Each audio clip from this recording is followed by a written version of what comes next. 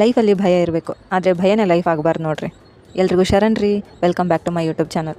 ನಾನಿವತ್ತು ಕೋರಮಂಗಲ ಕಡೆ ಹೊಂಟಿದ್ದೆ ರೀ. ಅಲ್ಲಿಂದ ಕ್ಲೈಂಟ್ ಆಫೀಸಿಗೆ ಹೋಗ್ಬೇಕು ಅಂದ್ಕೊಂಡೆ ರೀ. ಆದರೆ ಈ ಬಿಸಿಲಿಗೆ ಎಳ್ನೀರು ಕುಡಿದು ಹೋದ್ರಾಯ್ತಂತ ಅಂದ್ಕೊಂಡು ಎಳ್ನೀರು ಹುಡ್ಕೊಂಡು ಹೊರಟೆ ರೀ.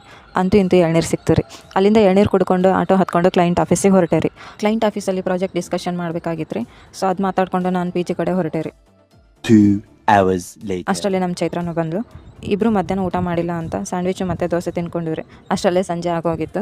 ಸೊ ಹಾಗಾಗಿ ಸಂಜೆ ಚಾ ಕುಡಿಲಿಲ್ಲ ಅಂದ್ರೆ ಆ ದಿನ ಹೆಂಗೆ ಮುಗಿತೈತೆ ಹೇಳ್ರಿ. ಯಾರಾದರೂ ಟೀ ಲವರ್ಸ್ ಇದ್ದರೆ ಕಮೆಂಟ್ ಮಾಡಿರಿ. ಚಾ ಕುಡ್ಕೊಂಡು ಇಬ್ಬರು ಪಿ ಜಿ ಕಡೆ ಹೊರಡಿವ್ರಿ.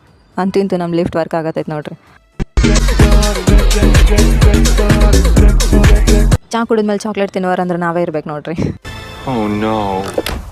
ರಾಬಿನ್ ಶರ್ಮಾ ಅವರು ಬರೆದಿರುವಂಥದ್ದು the monk who sold his Ferrari ಅಂತ ಬುಕ್ ಓದಕ್ಕೆ ಸ್ಟಾರ್ಟ್ ಮಾಡೀನಿ.